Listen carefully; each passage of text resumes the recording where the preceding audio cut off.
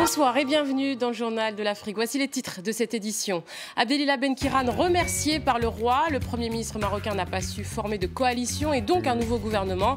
Pour l'instant, pas de nom pour son successeur. Mohamed VI a souhaité mettre fin, je cite, à une situation d'immobiliste. Éclairage avec Aziza Naïtiba au début de ce journal. L'élection surprise à la tête de la Confédération africaine de football du Malgache Ahmad Ahmad. Il a été préféré à Issa Hayatou, élu avec 34 voix contre 20. Ahmad Ahmad qui n'a pas de longue carrière dans le football, mais il veut rendre la CAF plus transparente. Raconter son passé pour ne jamais oublier, c'est le credo de Nadir Dandoun, notre invité ce soir.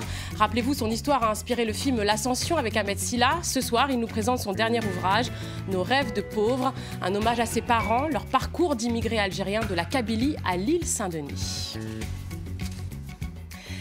Cela fait donc 5 mois que le Maroc n'a pas de gouvernement. Le roi a donc remercié le Premier ministre Abdelila Benkiran, incapable de former une coalition. Pourtant, Mohamed VI avait confirmé Benkiran après la victoire de son parti, le PJD, aux législatives d'octobre dernier. Aziza Naïtiba, bonsoir. Bonsoir. Donc le roi a souligné dans son communiqué qu'il voulait mettre fin à une situation d'immobilisme, et c'est bien le cas. Absolument. Ça fait 5 mois, effectivement, qu'on venait de le dire, Salima, que c'est complètement le blocage au Maroc. C'était octobre dernier, les législatives. Il était censé former le gouvernement. La nouvelle constitution donne effectivement le pouvoir au chef du parti qui est arrivé premier aux législatives pour former un gouvernement. Benkiran pensait que ça allait se passer plutôt bien, puisque son parti est arrivé quand même en tête avec 125 sièges sur un ensemble de 395. Mais ça a été très très dur. Ça a beaucoup traîné, beaucoup de tractations. Ça n'a pas marché. Et du coup, il a fini par être remercié par le roi qui joue l'arbitre encore une fois avec la constitution qui lui donne ce droit. Et pourquoi ça n'a pas marché? Quel est le paysage politique marocain en fait? Alors c'est un peu compliqué. Il y a beaucoup de partis politiques au Maroc, mais disons qu'au début, Abdelila Benkiran pensait pouvoir s'en sortir avec 125 sièges. Il rajoutait à cela le deuxième qui est arrivé, c'était le Rassemblement national des indépendants qui était avec 37 sièges. Le PPS et le Parti du progrès et du socialisme avec 12 sièges. Et enfin avec le soutien de 46 députés du Parti de l'Istiqlal. Là, c'est Aziz Akhnouch qui est le patron du RNI, le Rassemblement national des indépendants, qui est devenu l'homme fort dans la politique marocaine. Lui impose le tempo et là, il dit à Benkiran que lui ne veut pas de l'Istiqlal dans le gouvernement.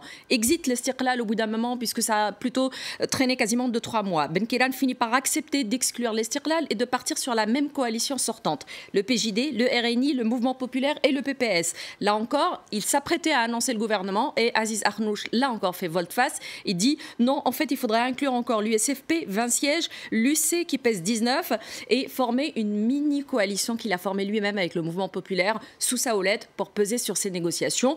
Benkiran dit c'est non, finit par accepter le mouvement populaire, finit même par accepter l'union constitutionnelle, mais finit par dire non seulement à l'USFP. Ce sont les socialistes qui ne pesaient que 20 sièges. Pour lui, c'est impensable de les faire entrer dans le gouvernement avec 20 sièges. Ça s'est arrêté là, ça a duré longtemps, le bras de fer a duré.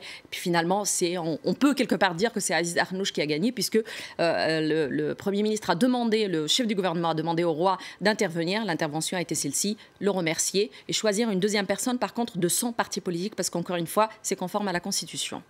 Merci Aziza Naïtiba pour vos éclairages. Les pirates somaliens ont libéré le pétrolier et l'équipage sri-lankais retenu depuis lundi. Le gouvernement a évoqué des discussions après des échanges de tirs et les pirates, eux, ont affirmé qu'il n'y avait pas eu de rançon. En Libye, à Tripoli, précisément, des groupes armés ont signé un accord de cessez-le-feu après 4 jours de combat, signature sous l'égide du gouvernement libyen d'Union nationale. Ce cessez-le-feu doit durer 30 jours et implique aussi le départ des groupes armés de Tripoli. La communauté musulmane en deuil au Sénégal, le cheikh Amidiane Tidiane-Sy est décédé mercredi soir à l'âge de 91 ans. Il dirigeait l'importante confrérie soufie des Tidianes depuis 2012. L'homme, très discret, était très apprécié des croyants musulmans de son pays, nombreux à lui rendre hommage au Sénégal. Sarah Sako est allée à leur rencontre à Dakar.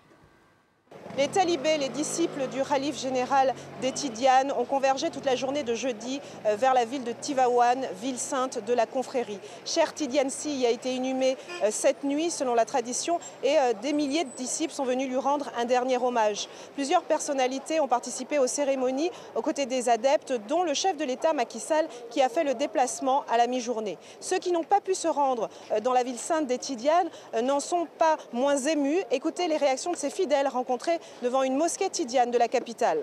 Nous sommes tristes. Et l'atmosphère qui aujourd'hui prévaut au Sénégal nous dit au fond de nous-mêmes, d'une manière spirituelle, que quelqu'un est parti. C'est quelqu'un en qui nous avons tiré beaucoup d'enseignements, et de par ses discours et par ses conseils. Je n'ai plus de guide dans ce monde parce que l'homme a parti, le guide a parti, mon guide spirituel a parti. C'est tout un pan de l'islam qui s'est affaissé. Mais il faut espérer que ces continuateurs vont perpétuer son œuvre. C'est le frère cadet du défunt, Abdul Aziz Sy, qui devient khalife général des Tidianes. Celui-ci était jusqu'à présent porte-parole de la confrérie. Contre toute attente, la CAF a un nouveau visage à sa tête. Le Malgache Ahmad Ahmad a été élu président de la Confédération africaine de football ce jeudi. Il a battu Issa Hayatou, 34 voix contre 20. Le Camerounais était au pouvoir depuis 1988 et sa chute est une énorme surprise dans le monde du football et du sport africain. Clément Bonnereau. Le nouveau visage du football africain, c'est lui. Ahmad Ahmad, 57 ans, est à la tête de la Fédération malgache de football. Relativement méconnu, il a battu haut la main le président sortant Issa Hayatou, en fonction depuis 29 ans. Une alternance normale, un changement de génération. J'avais toujours dit que beaucoup de présidents de fédération ont changé, se rajeunissent. Ça nécessite automatiquement un besoin au sein de la Confédération d'un changement de leadership aussi. Les soutiens d'Ahmad Ahmad en sont convaincus. La victoire de leur champion sonne la fin de la corruption dans le football africain. Son prédécesseur quitte ses fonctions visées dans plusieurs scandales. Il est accusé d'avoir reçu de l'argent en échange de son soutien au Qatar pour l'obtention du Mondial 2022. Il a également reçu un blâme du Comité international olympique pour avoir touché des fonds d'une entreprise de marketing en 1995. Le Camerounais a toujours nié son implication, mais ces affaires ont été autant d'arguments de campagne pour Ahmad Ahmad, qui s'est toujours présenté comme le candidat du changement et de la transparence. Sa promesse, redorer l'image de la CAF. Quand on essaie de faire quelque chose, c'est parce qu'on se pense capable de le faire. Si j'en étais pas capable, je ne me serais pas présenté. Ahmad Ahmad est lui aussi soupçonné d'avoir reçu de l'argent du Qatar, ce qu'il dément. Sa carrière dans le monde du football est récente. Il a été ministre des Sports puis sénateur, avant de prendre la tête de la Fédération malgache de football en 2003. Et la CAF qui a un nouveau président et un nouveau membre, Zanzibar, l'archipel semi-autonome au large de la Tanzanie. Elle pourra donc présenter une équipe lors de la Coupe d'Afrique des Nations et les joueurs pourront aussi choisir de rester dans l'équipe tanzanienne.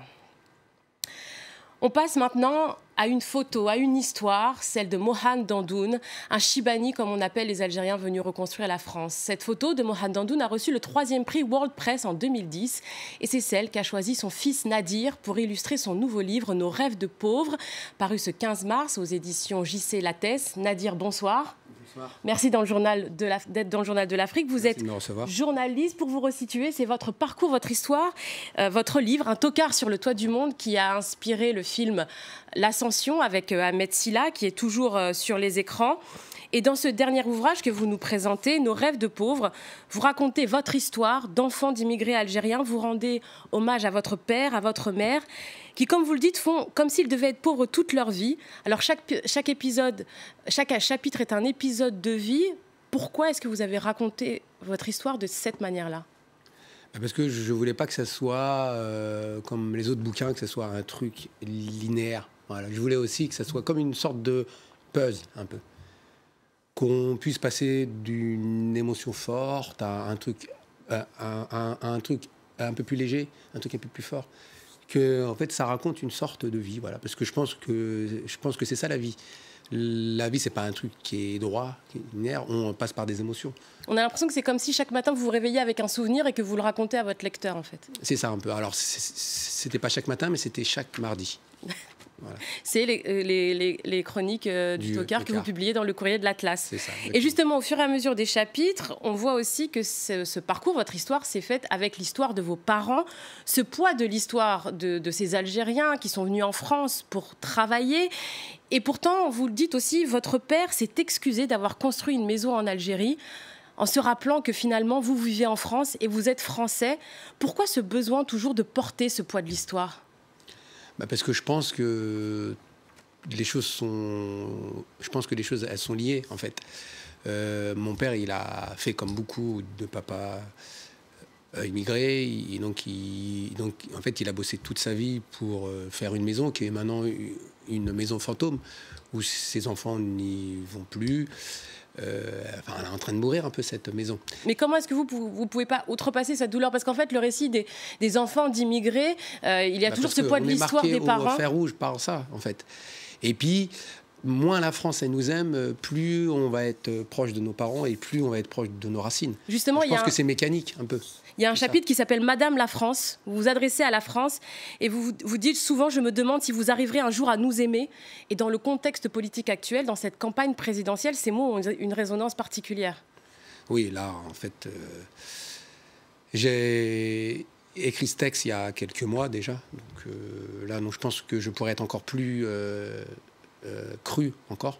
Parce que je me rends compte qu'en fait, à l'aune de l'élection présidentielle, en fait, du premier tour de l'élection présidentielle, pour moi, que ce soit Fillon ou un autre, ou Macron qui passe, donc je pense qu'ils ont encore du mal à nous mettre dans leur matrix à eux, quoi. Comme vous dites, tant que notre mémoire sera une mémoire blessée, on n'y arrivera pas.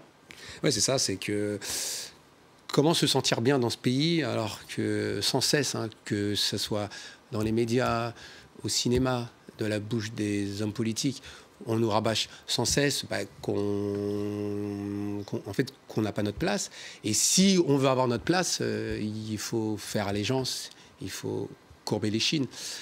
Moi, ce que j'ai voulu faire avec ce livre, surtout, c'est que je voulais dire ce que j'avais à dire, sans filtre. Et en tout cas, sans concession, par rapport à d'autres personnes qui ont souvent le micro et qui finissent soit par courber les chines, soit par faire allégeance. C'est ma vérité. Ça ne va pas plaire à tout le monde, mais j'assume chaque ligne. Merci Nadir Dandoud pour vos livres, Nos rêves de pauvres. Nadir Dandoud, merci d'avoir été dans le Journal de l'Afrique. 30 secondes, c'était oui, rapidement parce qu'on doit rendre l'antenne. Pour nos amis d'Afrique, je serai à Libreville, début mai, à l'Institut français. Voilà. Très bien, le message est passé. Merci Nadir. Merci de m'avoir reçu. Merci à vous d'avoir suivi le Journal de l'Afrique. Tout de suite, Paris Direct continue.